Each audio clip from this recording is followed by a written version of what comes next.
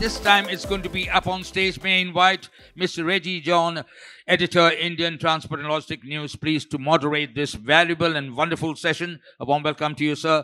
To join Reji, may I invite Mr. Vishnu Ramakrishnan, head business and product commercialization, the ePlane company. Warm welcome to you, sir. And Mr. Rishabh Gupta, co-founder, Redwing Labs, and they are going to talk to Mr. Reji John. All yours, sir. Take it away. Thank you. We were trying to get an eVTOL aircraft from Archer to drop them, both of them, basically air taxi them from the airport. But then we didn't get the DGCA permission to land an aircraft, an eVTOL here. Good afternoon. If you had paid attention to the previous session, I think it was a speaker representing Bajaj Healthcare who mentioned drones. Drones being deployed for healthcare deliveries. And when we are talking about pharmaceutical products, you also come across names of countries probably like never in our radar, like Bolivia, Chile, Peru, Angola, Congo, Rwanda. So what I'm trying to say is the pharmaceutical manufacturing capabilities of India, particularly in terms of vaccines, are world-renowned. I think it's about 60% of the global vaccines are produced in India. And in terms of UNICEF procuring vaccines from India is like, it's huge quantities. Now, that's not the point of discussion. The point of discussion is about deployment of cargo drones for last mile deliveries of vaccines, blood samples, and many other things, including e-commerce parcels. We just heard a news quite recently about Walmart and DroneUp partnership, in which I think there were 3 states or 4 states in the US, they were doing the last mile deliveries. They pulled out 3 states. They still do operations for 15 sites using DroneUp and Wing eVTOLs for delivery of e-commerce products. And we have seen it in India, in the remote parts of Northeast, where cargo drones are being used to as part of government initiatives to distribute and reach medicines, vaccines, blood samples to patients and consumers around the world. I think the world that we live in is really fascinating in terms of technology, innovation, and the next 16 to 17 minutes that we are going to talk about is how do we deploy cargo drones, unmanned aerial vehicles in the last mile deliveries. And I couldn't ask for a better resources in terms of innovations in the cargo drone space. Extreme right is Vishnu. Vishnu represents ePlane company. It was actually Professor Satya who was supposed to be part of the discussion, but he couldn't join. But then he has managed to send the next best person from ePlane company to be part of that. Vishnu, great to have you. And then Rishabh from Redwing's lab. Somebody who has been, I know him since last 4 years. We had the privilege of having him in one of the webinars during the peak of the COVID and how they used to work with different organizations and NGOs in different parts of the world in terms of doing the deliveries. I just want both of you to have a quick introduction, what you do, and the company that you represent. Vishnu. Right. Sure. Thank you so much for having me here today, Reji. Right. My name is Vishnu Ramakrishnan. I work with the founders office at the ePlane company.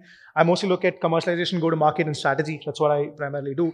At the ePlane company, we're building a 2-seater electric flying taxi. That's what we set out to do. We've been around since 2019. And in the pursuit of building that air taxi, we've sort of de-risked that technology by building technology demonstrators early on. So we used to build VTOLs, small VTOLs, to internally prove that we're able to, sort of integrate these subsystems between batteries, propulsion, and the airframe. And we were mostly using them as experimental platforms. But, what changed here in India is the policy changed in 2021. The government released a drone regulation that sort of made it commercially possible to sort of be able to sell and, sort of have operators come in, buy a drone and sort of operate. And early last year, we took that call that we will, whatever experimental, platforms that we had internally, we are now sort of creating product versions of those and putting it out there, mostly for logistics, surveillance, and mapping applications. So that's where we are at, and happy to be here speaking to you, Reji, today. Talk a little bit about you actually kind of siphoned off the cargo division. Oh, absolutely. So, Because we are more interested in the cargo part of right. So in terms of technology, right, what we are putting together at a small scale versus a large scale, regulation, yes, is different, but in terms of the physics and the engineering, it continues being a problem of scale, right? The platform doesn't differentiate between carrying a human or carrying cargo, right? So we were originally interested in the technology demonstrator piece of it. What happened, interestingly, is the moment we made this decision of, hey, we're now starting to look at, so, all the technology demonstrators we've built are mostly heavy lift and long range vehicles because the air taxi demands that. So that's how we ended up sort of building them internally, right? We realized that the markets, the moment you now sort of take these platforms and then look at commercialization, the markets that you're trying to serve are fundamentally very, very different, which means the metrics that's driving the product success for the air taxi business versus the cargo business is very, very different, which means we needed a different kind of focus the moment you look at commercializing this for the cargo part of the business. So we've now, sort of brought that focus in. We are now sort of carving out the cargo division separately. We have somebody who's leading the engineering effort on that, separately, as opposed to what's happening on the air taxi. The engineering team continues looking at it with one lens. But the commercialization team, we've very strictly, sort of differentiated between how we're doing that.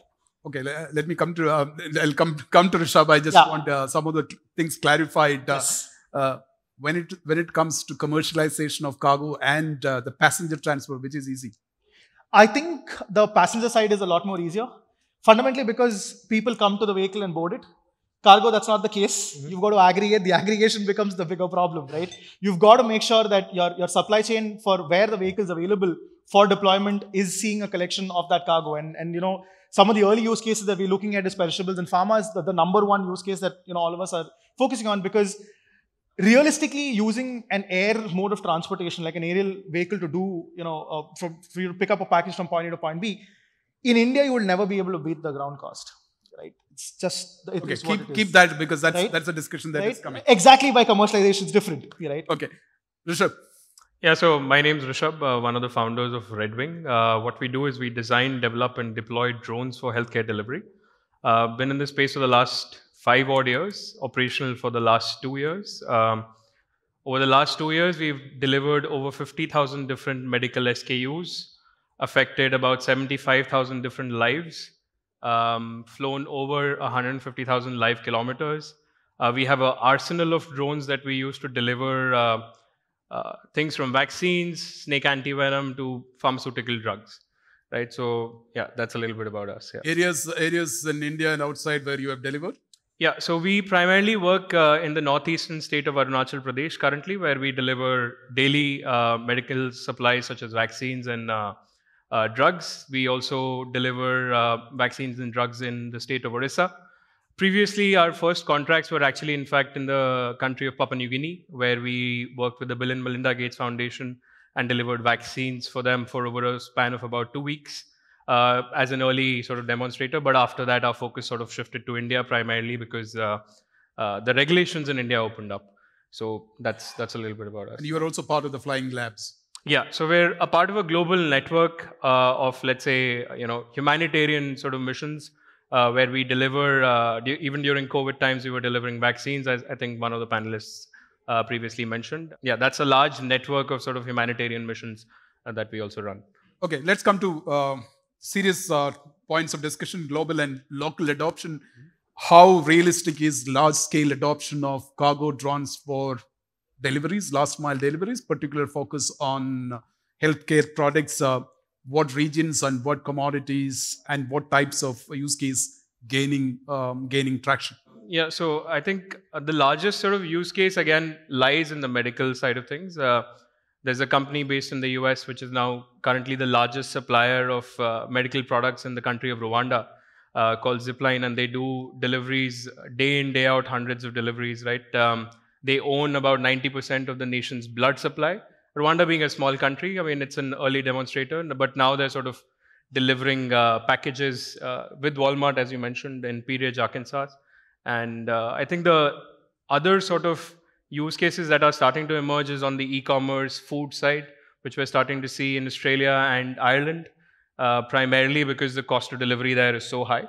In India, the primary use cases will again be focused towards healthcare in areas which lack access, such as Arunachal Pradesh, where we currently deliver. For example, there's a place on the border of China and India called Changtazo, earlier it used to take about 6.5 hours to actually go from the town of Sepa to Changda. So now it's done in 30 minutes. Right? So that's the large sort of use cases that you'll see where real problem exists and you're trying to solve that.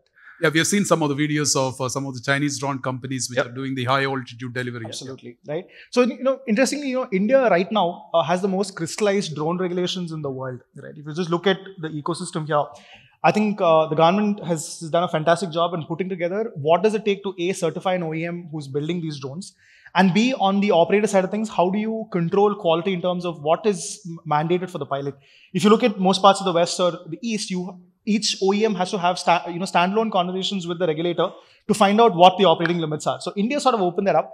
But the one thing, that will sort of help boom the whole thing beyond what we're already speaking is, typically today, all of us, the current regulations only allow for visual line of sight flying, which means the pilot needs to be in sight of the aircraft, right? But what's waiting to happen here in India, given that there's already such a big uptake on the agri side of things and also technology being out there and readily available, is the BVLOS regulation, right? That's what, everyone's waiting here on. And the moment that happens, you will start seeing a lot more adoption.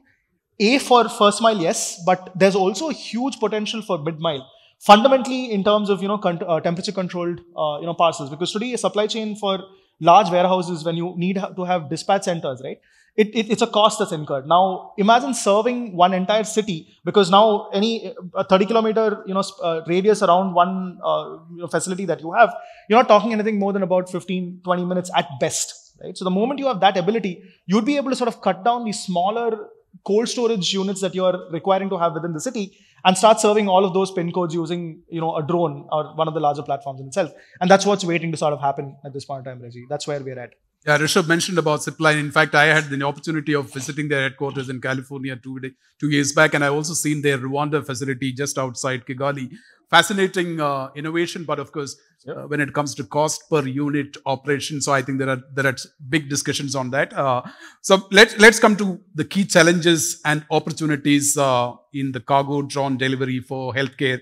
What are some of the main challenges in terms of scaling up? Are there regulatory issues, cost structures, technology constraints? What? So I think it's a mix. I think it's a mix of all of these challenges that currently exist in terms of both opportunities and challenges. In terms of challenges, again, there's technological challenges because each operator / manufacturer is at this point trying to prove the fact that this technology can work reliably. Right? We've done deliveries day in, day out, so we've also learned a bunch of things over a span of, I think, over the last 2 years. This is on the technological front. On the regulatory front, we operate BVLOS, as I think Vishnu also mentioned. So we only operate BVLOS, but the current regulations for BVLOS are sort of, in the gray area, right? You have to apply for exemptions. You have to sort of run through the entire regulatory process. So that's the second sort of challenge, unless and until there's a clear, SOP for following regulatory hurdles, then it's not going to be as simple as sort of going out, buying a drone and starting to operate. I think the third challenge again comes down to more operations, because if you have to operate drones day in, day out, it becomes like a cargo airline, right? You have to make sure that the rosters are clear on day one, make sure that SOPs for the teams are clear on day one, because we've been doing this for a while. So that's where my sort of experience comes in from. And on the opportunities front, again, all three of these are opportunities too. So if each of these can be solved individually or by one single company, then you're a leader in the space. Yeah. Right. So in sort of, just to second what Rishabh was saying, right? I think what's pivoting the scale problem at this point in time is regulation. Yep. Because the next big problem is, the first and last mile deliveries that we're talking about, right? The real demand is in crowded cities, right? It's not in the remote areas per se, right? The pharma deliveries, yes, but for, you're looking at scale. E-commerce is where scale is at the moment, right? And that market's very, very price sensitive if you look at how the cost structure works there, right? So two problems. One is, how do you decide what do you send on a drone versus what do you send on ground? That's the first simple question to sort of answer, right? We have some answers to that as of today, right? In terms of high value items or, perishables or, things that need delicate handling. Right? A lot of glassware that, sort of goes, pilferages is another big problem, right? So getting that right mix is the problem, but all of that would continue pivoting on regulation. BVLOS being one of them. The ease of doing business, right? Technologically, I still feel like the opportunity there exists, because the moment the regulations open up, technology will fall in place. Somebody will figure out a way to sort of continue reliably keeping communication open to the aircraft, right? So that's there, right? So cost and regulation is the two things, right? But interestingly, it's like a chicken and egg problem, Reji, right? The moment you have mass adoption, your cost will fall down fundamentally because your most streamlined operations, the same vehicle is being used multiple times. You would have figured out a way to sort of also make sure that there is some things being carried back from where you're sort of delivering things, because there are also returns that we're talking about in some of these use cases, right? So it's a chicken and egg problem where you're looking at regulation to sort of tip that domino, and from there you will start seeing adoption sort of take off. Yeah, I think the mass adoption, probably the volumes will bring down the cost of operation. I think today one of the biggest reasons, in fact, Zipline was actually setting up, they actually identified Nandurbar as the center from where they were trying to set up their first delivery center. I was involved with a 7-member team. They were spent like 6 or 7 months here, and then they had to leave.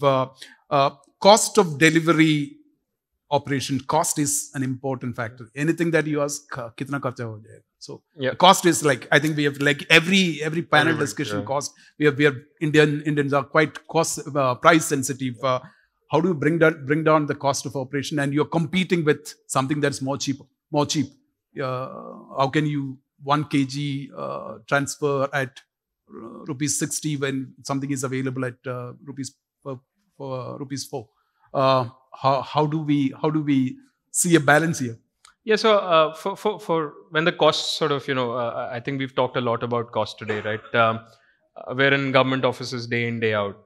So whenever the question of cost comes, we also sort of present to them, let's say, the benefit that, let's say, this technology can bring, right? So what we've seen in, let's say, countries like Rwanda, Ghana, and the African sort of continent use case is that the cost of infrastructure is quite high, right? Primarily due to corruption, due to multiple sort of issues that we're sort of starting to see, right? So instead of, let's say, building infrastructure on a massive scale, to bypass infrastructure is what Africa is currently doing, right? The same thing that happened in India for the cell phone revolution, right? We never really saw landlines, at least my generation never really saw leapfrogging, right? We never really saw large-scale utilization of landlines. So nobody had to set up that intense landline infrastructure, and we all had cell phones within a decade, right? So the same thing that we're seeing in Africa is sort of starting to happen in India, not just from a drone space, but from multiple other technologies, right? So we bring in this concept of benefits that a state could see, right, when we talk to government officials. Along with that, it's not an apples to apples comparison here, right? What we're doing is, let's say, delivering life-critical supplies sometimes, right? It's snake anti-venom when you need snake anti-venom, right? There's no way out, so you need snake anti-venom, and nobody's going to question the cost at that point in time, right? When it comes to, let's say, e-commerce side of things, obviously, like Vishnu also mentioned, I think the customers are very price sensitive. So to do that, the only way out is utilization, right? So if you're able to utilize your aircraft through its life and amortize it over its life, and the life of the aircraft is large, then it becomes, again, a very competitive price that you can sort of bring forward to a particular customer. Right. So that's like a tech intervention, right? Yeah. So what we intend to do, so in the EV business typically, right? Logistics is now transitioning to EV. So a lot of the 3-wheelers that you see out there, or the 4-wheel trucks that you see out there, that's EV. The biggest cost factor in that is going to be the battery cost. Yeah. Right? There's a battery life cycle that's going to be your biggest operational expense per se, right? What we are trying to do as a company here internally is work on the tech so that we're able to amortize each battery cycle over multiple trips, right? Which means at the end of every trip, you don't need to charge the vehicle, right? That saves you, and so that way you're able to amortize the cost of battery over multiple trips, thereby bringing the cost down. But what this needs is a small shift in the way supply chains being planned for how drones are going to be operated. That continues being the single biggest challenge, because today supply chains are wired in a certain way. They're designed to be able to operate with ground-based transport. There needs to be a segregation the moment you bring a drone in, because you're not able, volumetric, capacity is not very, very large compared to what we're traditionally used to. The other thing to look at is utilization, like Rishabh likely mentioned. You're talking about doing, so let's assume you're taking a 10 kg drone and comparing it to a Tata Ace, because that's what you typically use in your intracity sort of a commute in today's context, right? the drone would be able to do far more number of trips in that same 8-hour cycle that the Tata Ace would do, which means your throughput is higher. So you're going to go after use cases where you know that there is a demand for this kind of throughput for this commodity, and that's what you're going to sort of fly aerially. The moment you do that, and the moment you're able to wire your supply chain to doing that, you're able to now start controlling some amounts of costs, right? And it'll only get better from there, because battery tech, very honestly, right, it's probably at its worst right now. From here onwards, it'll only get better, right? So it's a continuously evolving sort of space. Okay, I think there's a lot of public-private partnership today. A lot of the drone projects, pilot projects, actual commercial deliveries are actually subsidized, or it's part of state government healthcare projects. How important is that as we run up to full commercialization of drones? I think acceleration is required, right? In terms of any new technology coming in, there needs to be a public-private partnership that exists, right? To fund the initial days, where in very early stages, 2021 is when the drone rules in India were liberalized. In the US, in fact, FAA Part 135 certification started coming in just about a year and a half ago, right? So the operators are new in this space. Right, so there needs to be enough, and it's starting to happen. It's not like I'm complaining, but like it's starting to happen because we do it on a regular basis, right? We sort of see public-private partnerships with states like Odisha. We see them with Chhattisgarh. We see them with states which have, let's say, larger funds, primarily on the healthcare side. So that's already happening. It just needs to happen at a faster pace. Right. So I think there's an increase in spend on preventive healthcare today, right? Which means the government, through some of the programs that they're offering in terms of insurance, they've realized it's far more important to sort of detect an issue early on than sort of reach the issue and then pay for that intervention, right? Now that sort of opens up the opportunity for you to be able to look at telehealth. So one space that's hot for us and what we're looking at is how we're looking at telehealth equipment being, flown around different primary health centers, where even though the telehealth kit is expensive, your asset utilization for the health kit increases because you're able to do about 2 camps in the same day, as opposed to, you having one equipment sent to only one remote place.